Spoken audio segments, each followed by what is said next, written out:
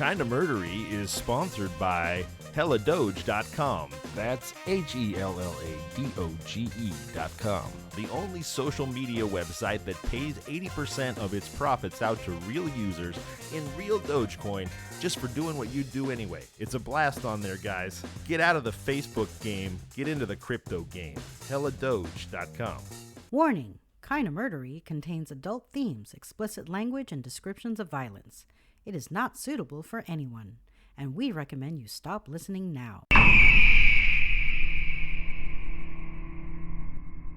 California's rugged and scenic northwestern corner is the beginning of the great Pacific Northwest.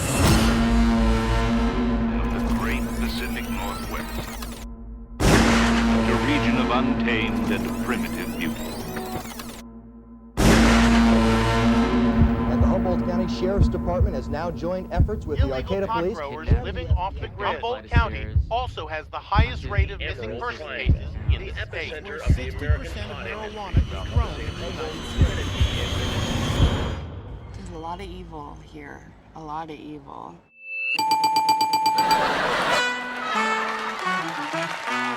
This is Kinda Murdery, and you're entering the Emerald Triangle.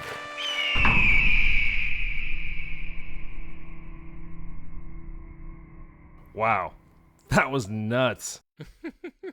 Hey everybody, welcome to Kinda Murdery. I'm your host Zevon Odelberg. Thank you for deciding to be here. Today, we will be visiting the town of Samoa, California.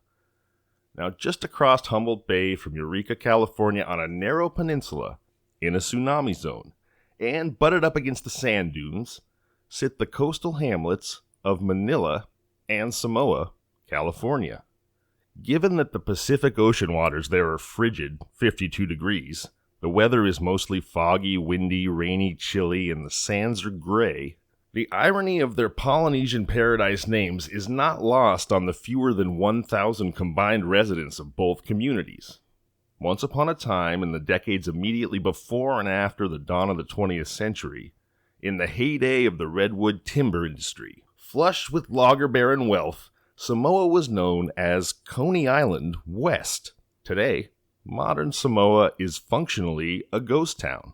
In fact, in Samoa, ghost town is much more than just a general designation. The place is famously haunted. In particular, a street of abandoned row houses known as Cadman Court.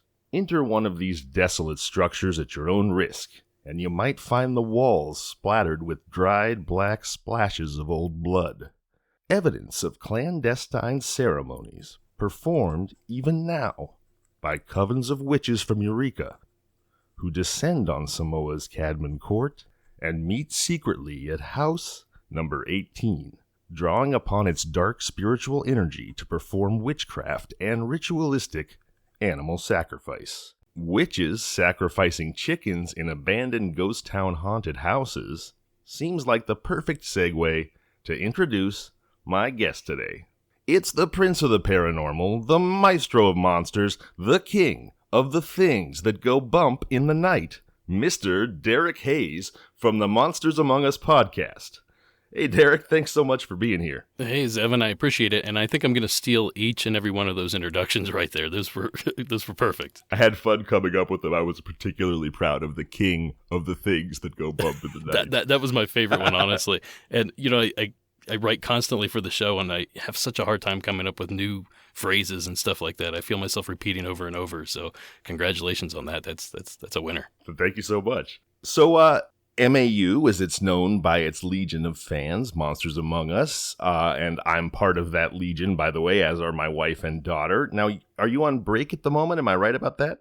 We come back today. Actually, I think the new episode posted as we're recording this. I think Sarah's upstairs toiling away getting that thing posted, and we're coming back with a special episode, Tales of the Cloth, which is all religious-based stories. You have churches, possessions, that kind of thing. Ooh, I love that stuff. The mythos of it all. Yeah. The angels and the demons and the possessions and just kind of the epic proportions. I'm the same way, and I think I start the show saying something similar. You know, I'm not a religious person, but the historical aspect of it and the I don't want to say pageantry, that's not the right word, but the ritual of everything, it just fascinates me. And, you know, there's a lot of interest there, and there's a lot of I'll call it magic for lack of a better term, but there's a lot of energy, a lot of synergy, whatever it is out there. There's some sort of energy connected to that even somebody like me that's not religious can feel and can appreciate.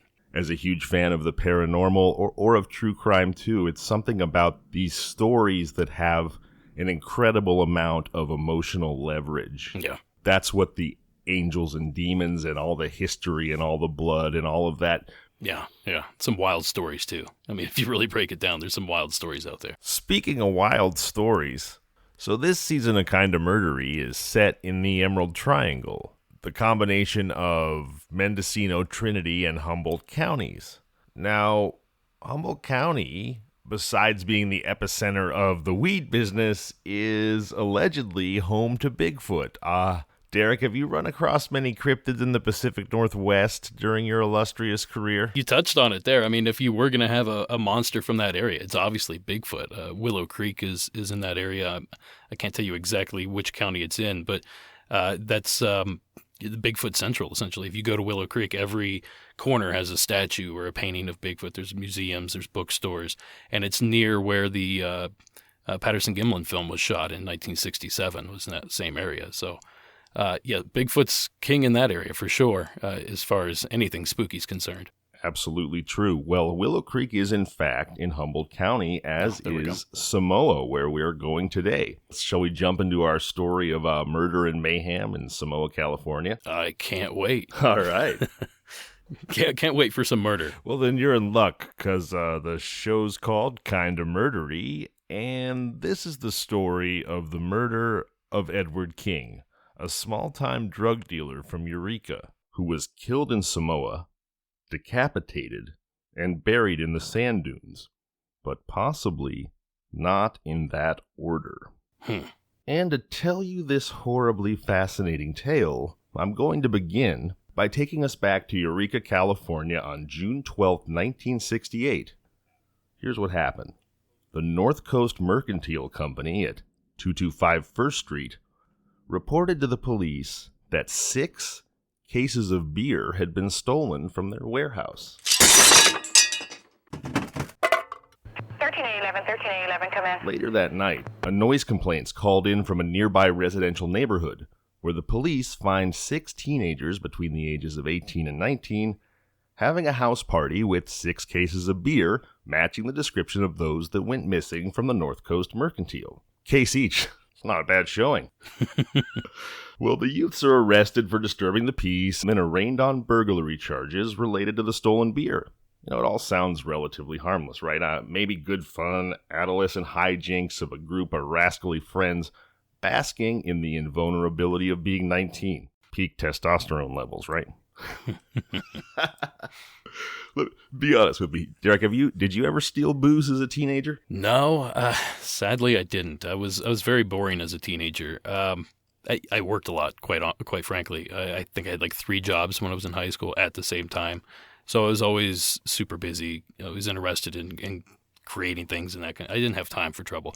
That changed when I reached college, however. But when I was in high school, when I was that age, I was a good kid. No time to be shotgunning a case of Blatz with your buddies. Yeah. No, that came like 2 years later, and it was probably Keystone or Natty Light. Perfect. I feel better. So, of these 6 beer bandits, right, one of them had a much darker path than youthful hijinks ahead of him. Much darker than a noisy night of drunken revelry with the boys. He was 19 then. His name was Freddie L. Kopic. And the first part of Edward King's murder story is made up of Freddie's facts. Now, I'm calling them Freddie's facts because at this point in human history, Derek, I think we all understand that even if no one is lying, and often someone is, the facts of a story can vary dramatically depending on who's doing the telling. Yeah. What's the saying? History's written by the victors. I mean, right. Nobody wants to hear what the people that lost their lives has to say about history. So, kind of applies here, I guess. Yeah, I think it does. Yikes, that's dark. Right on theme for the show. It makes me wonder, have you ever had, because I know on MAU you have listeners call in and tell you their real life paranormal experiences, right? Yeah. So have you ever had two different people call in describing the exact same paranormal occurrence with a totally different sequence of events or understanding or explanation? Is that ever something like that ever happened? Actually, weirdly enough, it happens all the time, and we end up with certain themes. We ended up with the Mirrored Men that way. A couple people just started calling in, and all these stories seem very similar, so we just kind of lumped them all in, and before you knew it, it sort of created this character and this world that these entities or whatever these things are exist in. And then it happens at a lighter scale, too. Recently, toward the end of season 12, I had two separate calls where somebody saw a person turn into a cat and walk away. And Whoa. Those two calls came within, a couple hours of each other from across the country. One was in the South somewhere and one was in Michigan. So that's intense. Yeah, it does happen. So you're telling me that Professor McGonagall has a twin sister? Pretty much. Is that the takeaway? That's what we're getting at. Yeah. All right, let's get back to the murder of Edward King here. So in November of 1971, 3 years after the beer heist, Edward Leon King was a 21-year-old drug dealer based out of Eureka. King had a bad reputation as a drug dealer, even among other drug dealers. Now, I don't mean a bad reputation like Tony Montana. Not bad like he was a man to be feared. Edward was the nervous sort. He had a bad reputation for adulterating his merchandise and cheating his customers where he could.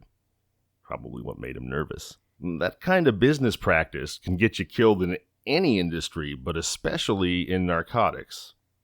In fact, seems like Edward's lack of honor among thieves, or I guess a fair deal among dealers, if you will, were catching up to him. Shortly before his murder, his mother said he was planning to leave town for fear of violence.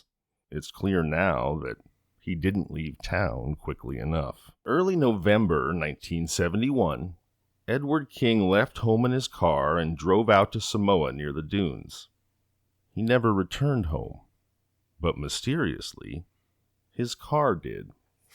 When King was reported missing, Sergeant Graham of the Eureka Police spoke to Freddie Kopic, our man from the teenage beer heist 3 years earlier, who was now a known associate of King's in the Humboldt drug trade.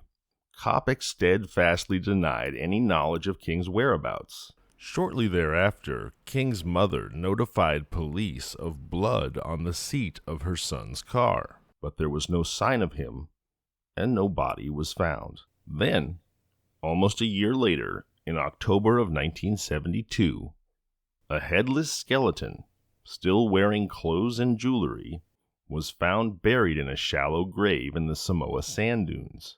Police suspected it could be the missing man, Edward King, and when King's sister identified the clothing and jewelry as matching what King had been wearing when he went missing, they were sure of it. But was it really King? Where was his head? That's a good question. Sorry, I didn't mean to interrupt you, but that's a good question. No, please. It's a good question. How do you positively identify a body with no head, right? Well, my first thought here is, I'm always thinking problem solving, kind of come up with solutions here. It almost sounds like this is the first step to faking your own death. A body with your jewelry and your clothing and no head. That would be the first. I don't know how this ends, but that's the first step to faking your death, in my opinion. Gift your outfit and your bling to someone else, a transient or somebody, then murder them. Dig somebody up if you have to. I mean, wherever you find bones, you don't even need a body at that point. A way for him to escape the violence that he saw coming. Faking your own death. It's a tried and true classic, in fact. It's safer than skipping town. Count of Monte Cristo. So where was that head? Well, on November 14th, 1971, about 11 months before the body was found, 22-year-old Freddie Kopic and 40-year-old Clayton Rumbaugh were driving from Arcata to Eureka, planning to meet up with King near the dunes in Samoa to buy drugs. They were repeat customers, and King knew them well. According to Kopic, the older man, Rumbaugh, was furious with King for previously cheating him out of $2 by selling him fake LSD. Apparently, there was nothing on the tabs. That's quite the grift right there. Depending on the person's imagination, you might be able to get away with it. Yeah, right? Exactly. Hey, or depending on how messed up they are in general, maybe it was great acid and he was too tweaked out or something to even notice. That possibly could have happened too. Placebo effect. Now, that real versus fake question, one of the things that I find so captivating about Monsters Among Us is how utterly credible the callers that you choose are. But I imagine as you listen to these calls, the issue of real versus fake must come up. And I'm curious how you navigate that. Like, how do you spot somebody that's just trying to catch your attention versus somebody who really saw what they saw and experienced what they experienced? Well, the beauty of the show is that it's in the caller's own voice, the experiencer's own voice. So you can hear right away whether or not it's affecting them. And it affects everybody different. Nerves hit people a different way, or, post-traumatic fear, post-traumatic stress, that kind of thing hits somebody a different way. So that's the first telltale right there. I can hear it in their voice. And I've done so many calls. I've listened to literally 10,000 calls probably since I've started doing the show. And now I know, it's just instant. I can hear it in the first 10 seconds what the person's, mentality is going into this. Some of the other things is if they include a lot of detail, then that's usually, not always, but it could be a sign, especially when it comes to like cryptids or Bigfoot, essentially. If every single Bigfoot trope is included in this story, I kind of raise red flags there. I'm like, this doesn't happen to anybody, and it's a little more far-fetched. But the reality of the situation is there's almost no calls that I won't play. And I don't go around picking ones because they sound more real than others. I pick mostly on subject. So it's just that the callers that call in are genuine. 99.9% of them are genuine. They want their story shared. And, they just want somebody to listen to them. They've had these experiences they can't explain, and they just want to get it off their chest, some closure on what took place. So, quite frankly, I don't think a lot of people are trying to fool me. Surprisingly they probably, enough. In fact, they love your show because they feel a kinship with what's happening to people. And as you said, they need to share and be believed, and you offer them that opportunity. And that's fantastic. Yeah.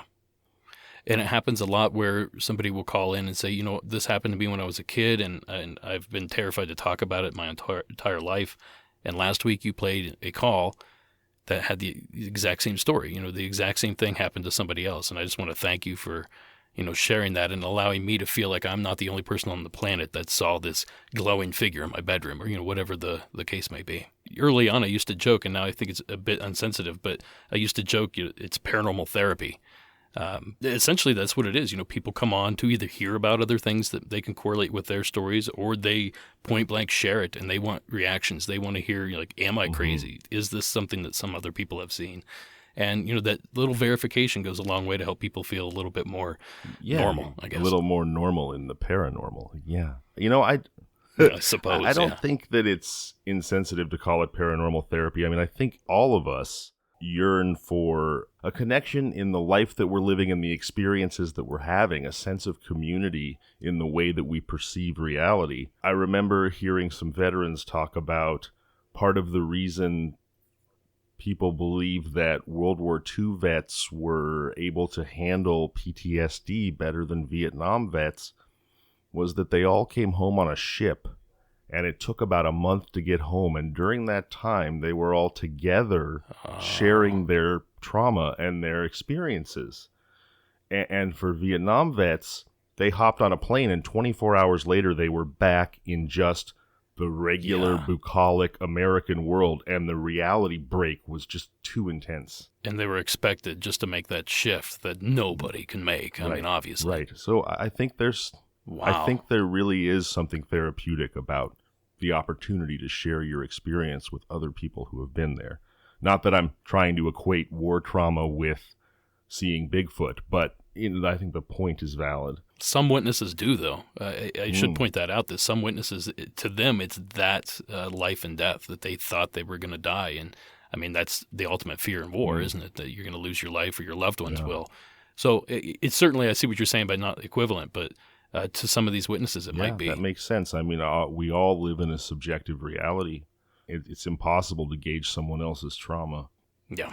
speaking of trauma, let's get back to our murder story. Freddie Kopic and Clayton Rumbaugh are driving out to Samoa to meet up with King to buy drugs, right? And as I had mentioned, and Rumbaugh on the drive, he's really working himself into a lather over that $2 in fake acid. Now, likely, this is not the first of many small clues that King ought to have heeded along the way that his dishonest dealing would eventually catch up to him. Now, on the drive, Rumbaugh shows Kopic a .22 caliber pistol and tells him he's going to kill Edward King for cheating him out of that $2 worth of LSD. Some folks really hold grudges, huh? Yeah, it's over $2. No, I mean, I guess adjusted for inflation from 1971, that $2 might be like $6 or $8, but yeah, still. Probably 40, right? Honestly, but even still at $40, that's, wow. So they meet up with King, they buy methamphetamine, then Kopic and Rumbaugh shoot up, and Kopic lures King to their car. King gets inside. Rumbaugh pulls out the .22, puts it against the back of King's skull, and shoots him in the head, execution style. So no fake death. No fake death. Although, as I pointed out at the start, this is Freddie Kopic's story. So we may or may not be able to rely on all the details. They drag the body out to the sand dunes. They bury it. Then, and this is just bizarre, but I guess they were, they had just intravenously ingested a huge amount of methamphetamine, so perhaps we're not expecting a lot of logical choices. After burying the body, they drive King's car back to his house, not bothering or at least failing to clean up the blood on the front seat that was transferred from their clothing, since they were all in Rumbaugh's car when King was shot and blood splattered everywhere.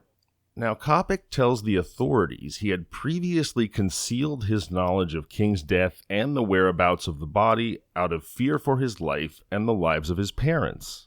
Rumbaugh had threatened to kill them all if Kopic breathed the word of it. But, upon being arrested for King's murder and subsequently put on trial as an accessory to that murder, Kopic's fear of Clayton Rumbaugh fades, and he lays almost all the blame on Rumbaugh. Ultimately, Freddie Kopic is convicted as an accessory to Edward King's murder and sentenced to 5 years in prison. Many questions have been answered, and it seems the stories of Edward King and Freddie Kopic have by and large been told, but there are still a couple pointedly mysterious things out there. How, after almost a year, did authorities finally find King's body in the first place, number one? And again, what happened to Edward King's head? Kopic is certain that the head was on when they buried the body. The classic mistake right there. I mean, I've done the same thing myself. Forget to take the head off. Yeah, boy. I forgot to take off the head. I remembered my keys, my glasses, testicles, spectacles, wallet, and watch. Got those, but left the head on. Shit. Did everything but take off the head and wipe up the blood. Boy. They almost got it. Oh, boy. So how did they find the body? Where was the head? Well, for answers to those questions, we turn to the story of Clayton Rumbaugh. What became of that now 41-year-old Clayton Rumbaugh after that fateful night? Well, when Freddie Kopic tells his story, prior to his trial, the authorities immediately put out a bolo on Rumbaugh, who's apparently returned to Oregon. But they quickly discover that they're going to have to try Freddie Kopic first, because Rumbaugh is already in jail awaiting serious charges, other charges in Oregon. And the Humboldt authorities are going to have to wait their turn. They can't get their hands on Rumbaugh until his Oregon trial concludes. They make the rather dubious decision to just go ahead and try Freddie Kopic in the meantime, and as I mentioned, he's found guilty and given a 5-year sentence as an accessory to the murder of King, which Kopic claims was committed by Rumbaugh. So he is an accessory to Rumbaugh's crime. So what is the deal with Rumbaugh's Oregon charges, and what, if anything, do they have to do with the murder of Edward King? Well, the answer is a little bit of nothing and a little bit of everything. Fair warning. This story is about to take a turn for the even grosser. But at least we get to find out, 1, how the authorities found King's body, and 2, where that darn head went. Now, you do a lot of these murder stories. How many of them involve a missing head? That's a good question. Is this normal? Not as many as you think, although in one of my very first episodes, the killer was known as the Torso Killer. Not the famous Torso Killer out of Cleveland, actually, but a different Torso Killer. Full disclosure, I'm not a big true crime guy, but when it comes to serial killers, I'm kind of like, all right, that's bordering on paranormal almost. So there's a little bit of interest there, but I don't believe so. I don't so believe maybe it was the same guy then. And by the way, thank you for consenting to come on the show, despite your lukewarm interest in the topic. No, I mean, I love all things creepy, and my wife loves true crime, so she's going to love this. So what do these charges have to do with the story? Well, in some ways nothing, and in some ways everything. And as I mentioned, this story is about to get even grosser, so hang on to your seats or turn off the show or whatever you need to do, but here we go. Prior to being incarcerated and awaiting trial in Oregon, sometime before October 1972 when King's body was found, 41-year-old Rumbaugh is living in a trailer in Wilderville, Oregon, with his girlfriend, a Miss Smith. And Miss Smith is 15 years old. And here's where it really made my stomach turn. I read many articles about this story over many years, from 1968 to 1975 and beyond. And not at any point in this reporting is any mention made or any importance given to the fact that a 41-year-old man had a 15-year-old girlfriend. I mean, they state it as a fact, but nobody states it as being problematic. Now, I did some research, and I understand that as late as 1970, some news outlets in California, not related to this case, but just generally reported that the age of consent was 16. Still, she's 15.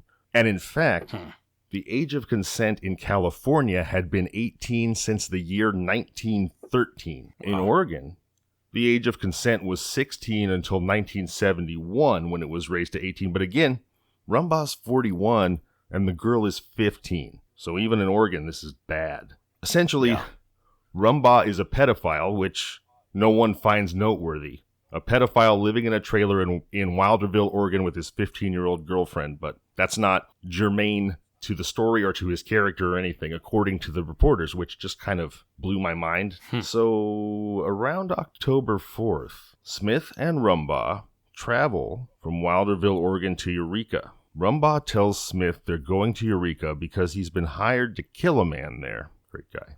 Now, he pays a 77-year-old man named Earl Au, A-U-E. I'm saying Au. I don't know if I'm saying it right, but that's the name. Pays him $100 to drive them to Crescent City, a town in Delnor County about 85 miles north of Eureka. But when they get to Crescent City, Rumbaugh tells the 77-year-old he has to drive them to Eureka. And when Earl says, well, that wasn't the deal, Rumbaugh says, if you don't drive us to Eureka, I'll kill you. I've already killed one man and I'll kill another. So Earl drives him to Eureka. Good choice. Maybe. Remember, this is the 15-year-old girlfriend, and I hate to even call her that, but that's what the newspaper says. This is her story.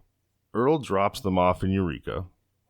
Rumbaugh takes Smith to a house, hands her a gun, rings the doorbell like a ding-dong dasher, and tells Smith to shoot the man who answers the door. So he's immediately passing the buck on the hit he's been hired to do to his 15-year-old girlfriend. Wow, what a guy. I know, right? Jeez. Please, welcome to the family. But a woman answers the door and tells them the man they're looking for has moved away. Rumbaugh, back in Eureka, then becomes paranoid that the murder of Edward King will be traced to him because his .22 caliber bullet is still in King's skull. So he and Smith find their way to the Samoa Dunes, where Rumbaugh digs up King's skeleton and removes the head, which he puts in a pillowcase. I thought you were going to say on his rearview mirror. He hangs it from his mirror. Yeah, like an air freshener, like one of those little Christmas trees. Oh my God. Whoo!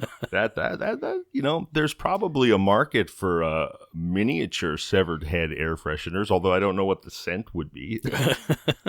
Decay, probably. Right. Burnt leaves and decay. By hook or by crook, they make it back to their trailer in Oregon, Rumbaugh with King's skull in the pillowcase, and he then hides the skull underneath his bed. This is going to get traced back to me, so I got to take the head, then goes and hides the skull under his own bed. Although, I guess he knows where it is that way, but, Unfortunately, he knows where it is. And let me interject really quick, if I may. Yeah, please. This is kind of where I come in, because when you start putting heads under beds, that's how you get ghosts. I mean, everybody knows that. You're like, that's in the cookbook. That's in the Joy of Ghost Cooking. Yeah. That's page 2, I'm pretty sure.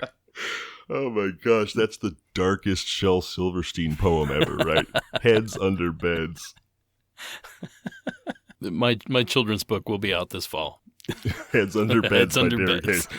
Look for it on Amazon. Yeah. I'd read it. I'd write it. So let's do it. I'll be proud to promote it on the show here. Let's just go over these facts one more time. Rumbaugh's afraid the murder will be traced to him, so he travels across state lines from Oregon to California in a stranger's car, a stranger who he threatens to murder.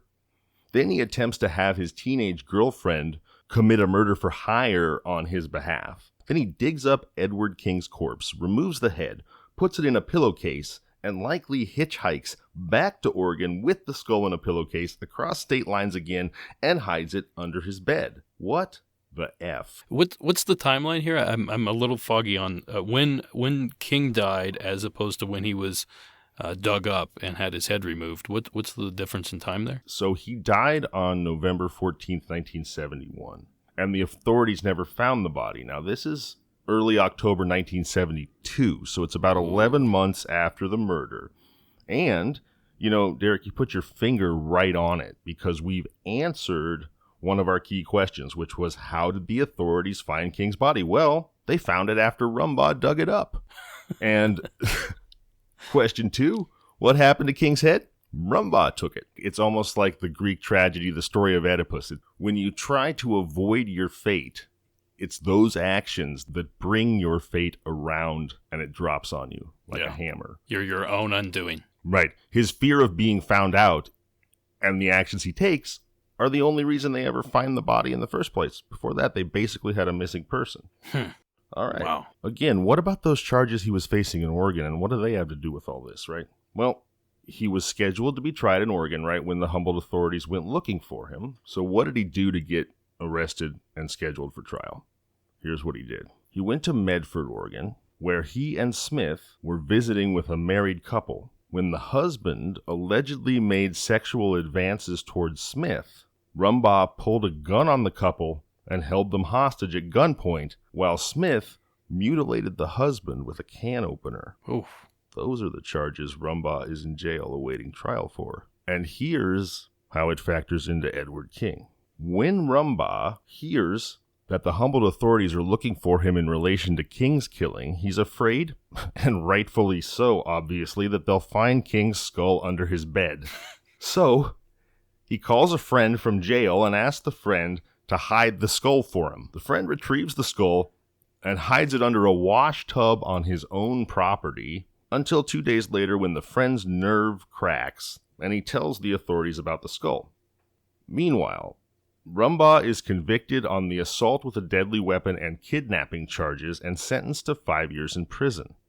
He's then taken to California to stand trial for the murder of Edward King. At this point, they move the trial from Eureka to Santa Rosa because local feeling and the notoriety of the case are running too hot. His trial, in May of 1972, results in a hung jury. How is that possible? I was just thinking the same thing. I mean, it seems pretty cut and dry. He had the head under his bed, right? Right. He did. Again, the disclaimer being, the first part of this story is Kopic's version. The second part is Smith's version.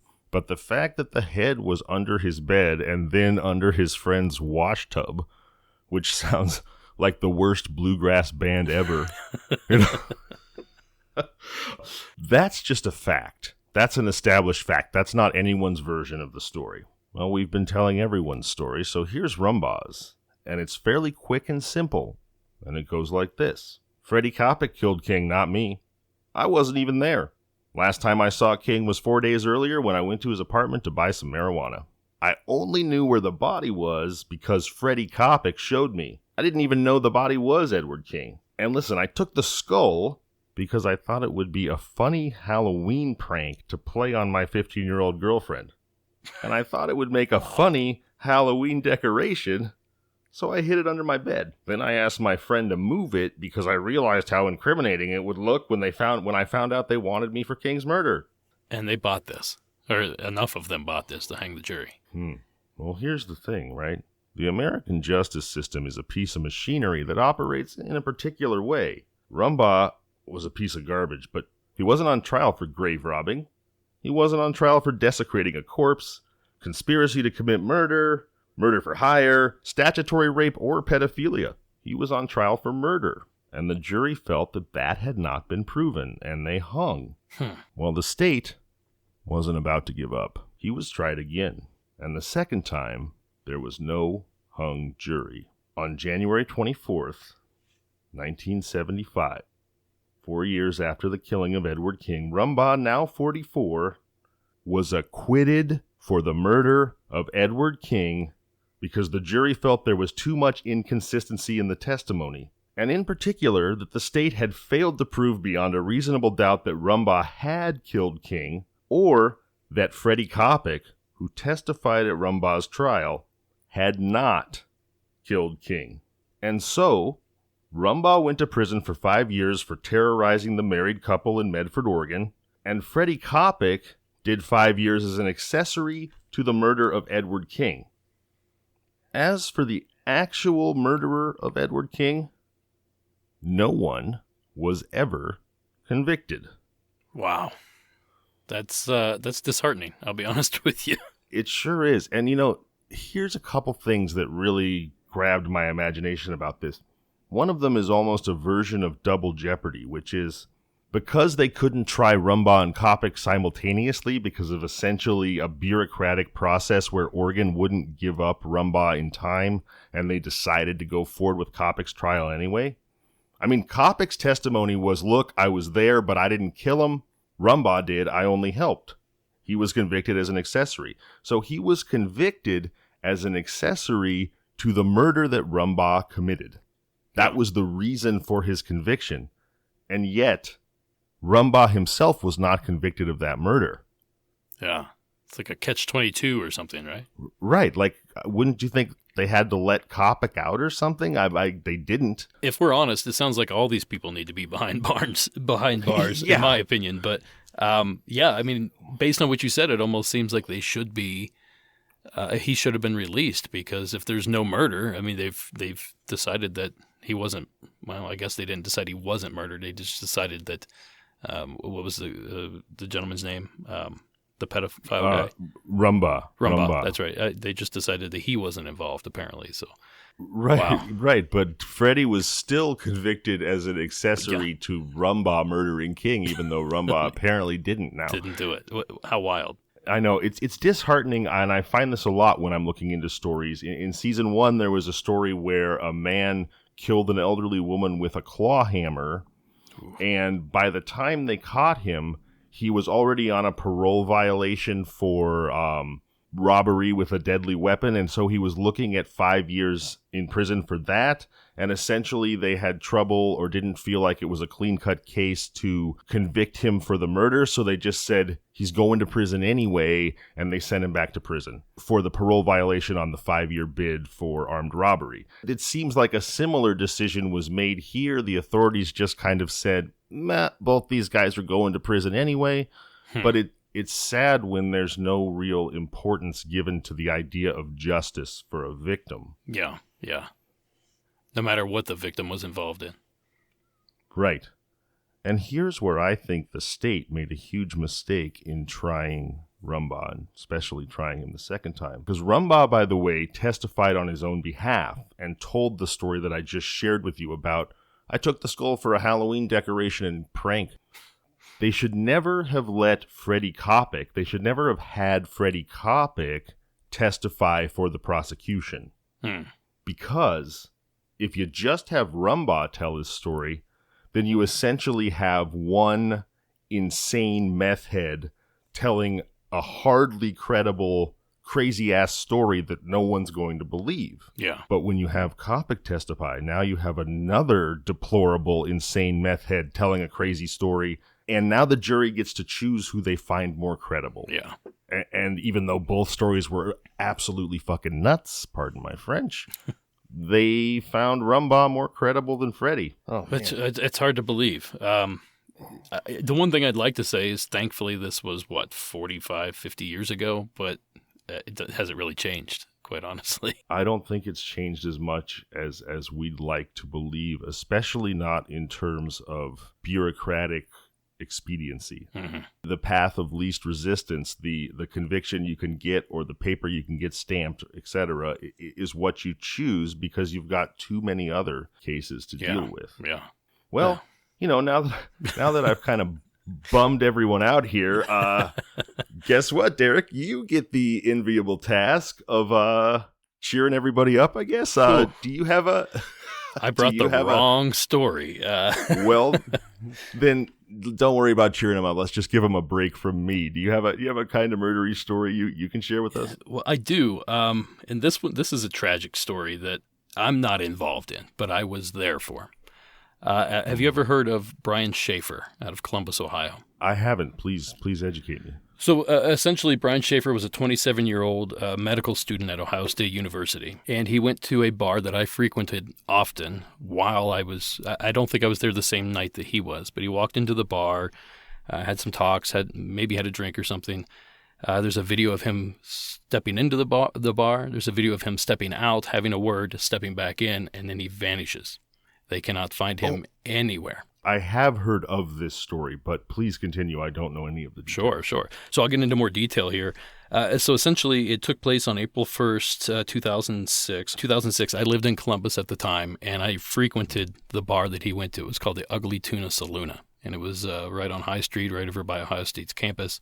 I went there all the time. I don't think I was there the night that he disappeared, thankfully. The police didn't question me, so I'm pretty sure I wasn't there. Had you met him before? No, I hadn't met him, or it's a big town. I mean, Columbus has a lot of people, so I was not familiar with the guy. I only saw the news report maybe a couple of weeks later, and I was like, wait a minute, that's the bar I go to all the time.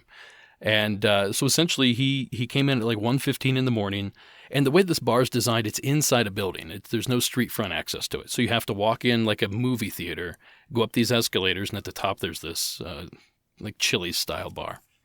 So it's almost like a speakeasy of sorts or something. It's really public. Like you can see clearly it's a bar. It's got a big neon sign, but you have to be inside the movie theater, or at least I think that's what it was at the time, and then go up these escalators and you walk right into the bar.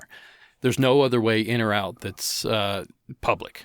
There's oh my gosh. There's an access door in the back that I think is alarmed and doesn't. You have to like go through the kitchen and all this other stuff to get to this thing. So there shouldn't have been any reason that he got in there. But the police scoured videos from not only in the bar, outside the bar, in the movie theater, the streets around, because it was it's Columbus, Ohio State. There was a lot of street monitoring even back in 2006. They didn't find him leave that bar at any point. Oh my gosh. That entire evening. Oh my gosh, what's the name of the bar? Ugly Tuna Saloona. Oh right, you said that. Okay, yeah. Wow. Yeah. That's so. Like I said, I visited this place quite often. I went on dates and stuff there. It wasn't too far from where I lived, and that was the connection to me. Like when you see like news reports, I'm like, I've went up those steps 100 times. I've walked through the store. I've ordered a drink here 1 million times. Like that's a place that I frequented, and to see somebody walk into this place and then just disappear is mind-boggling. There's nowhere for them to go. Wow. And as an expert in strange occurrences, I feel like if anybody could come up with an imagination exercise to try to figure out what happened to him based on the fact that you were there all the time, I'm sure you've racked your brain about what could possibly have happened. Well, do you have any theories? I guess. I mean, I'm not an expert on the case. I've done a little bit of research, and I brushed up on it this morning before we jumped on here just so I knew what I was talking about. He had a girlfriend. He was about to leave for Miami to go on spring break. His mother had died 3 weeks prior. And so a lot of people that aren't close to him think that it might be, taking his own life situation. But even still, how did he get out of the bar without security cameras seeing him? And on top of that, there were security guards, 2 of them stationed right outside the door, and you can see them in the footage. So if there was some sort of foul play and they dragged the guy out of the bar, it would have been seen by these two security guards. So I'm not really a big fan of the taking his own life situation, because what a weird place to even try it, and how would you even accomplish any of the things going on? So I can't help but think there was some sort of foul play. And if you do take your own life, you obviously can't hide the body, right? So Yeah. It seems like if he had taken his own life, he would have almost certainly been found. But this is the middle of a city. I mean, we're not talking like rural areas. Right. I mean, this is the middle of Columbus. And there is a river nearby. I think it's like 6 blocks away, the Olentangy, which is a small river. It's not a deep river. You could probably walk across it without, waist deep water probably. And they searched it. They searched the sewers. They searched everything. Now, there's a little bit of weirdness that took place, and I didn't know this till today when I was brushing up, but I mentioned that he stepped out of the bar for a moment, and there was just kind of like a group of people like right outside the entrance and still in view of the cameras from the bar. And he's talking to a few people, and he had a girlfriend that he was supposed to go to Miami with the next morning, but he was still reportedly flirting with this new girl that he met and reportedly kissed her. So that's the little nugget of information that I needed to kind of go wild with my imagination. And I was thinking, well, if this girl had a boyfriend, a dangerous boyfriend, and he was somehow inside, but it's still, where did the body go? Right. If any of that took place, unless they threw him in the trash or something like that and he just simply got wheeled out. They were able to account for every single person that went in and every single person that went out except for Brian. You've stumbled upon an inkling of a motive, but still the utter disappearance of the body. There's a motive, but there's no bad guy. I don't Right. know the right word for this. Right. There's no. I don't even know that this girl had a boyfriend. It's just a speculation that I made. This girl does exist. You can see her on the video, but outside of that, I don't know much about her. Weirdly enough, too, at the time, or this morning when I was brushing up, I found a timeline, and it showed every bar that he went to that evening, and then where the last signal they got from his cell phone. And I'm incriminating myself. I'm not involved in this, but I went to half of the bars he went to regularly. I don't think I was out that night. This is April 1st. I can't think of any reason why I was at any of these bars. But then where he got his last ping was the town just outside of town. I lived in like a suburb of Columbus that I lived in, Hilliard. So it was like right on my trail. When I saw that this morning, I'm like, man, this guy had the same circles I did. Well, wow, you're brave. You're basically coming on a show called Kinda Murdery and heavily implying that it could have been you. Well, it definitely couldn't have been me. I mean, there's video evidence there. But if that video didn't exist, I don't know if I'd be saying the things I'm saying. But it's wild. It's tragic to think that this up and coming guy. He was a med student. He seemed like a normal dude. He just disappeared like that. But it's also spooky to think I'm in these same places, and if this guy can disappear, then I could have easily, fell into the same fate. Wow, yeah. Speaking of spooky, I'm dying to know more about what's coming up with Monsters Among Us and what's going on with Derek Hayes. Could you tell us a little more about that? Sure.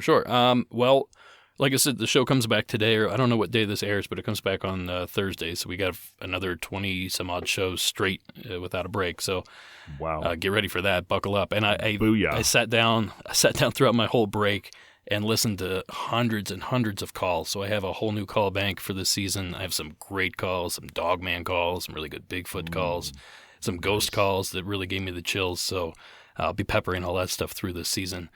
Also, it's not out yet. We don't have a date yet, but we are working on a documentary based on a strange area here in Southern California that we're dubbing the Borrego Triangle. Now, this is out in Anza-Borrego Desert State Park, which is San Diego County area. And we shot a documentary over the summer, and we're about to release it. The Borrego Triangle? Sweet. I got to learn more about that. Actually, I just moved to San Diego, so I guess I got to find out where to go, or where not to go, I guess. Maybe. Man, Derek, thanks so much for being here with us. This has been an absolute blast. I appreciate it, Zevon. Thank you. Listen up, everybody. If you're not already a huge fan of Monsters Among Us, you will be. So go to your favorite podcasting platform, subscribe, leave a review, check out their website, monstersamongus.com. It's a wonderful ecosystem that Derek has created and an incredibly entertaining show. So please, go find them, engage with them. I promise it'll be worth your while. For Derek Hayes, I'm Zevon Odelberg, and this has been Kinda Murdery.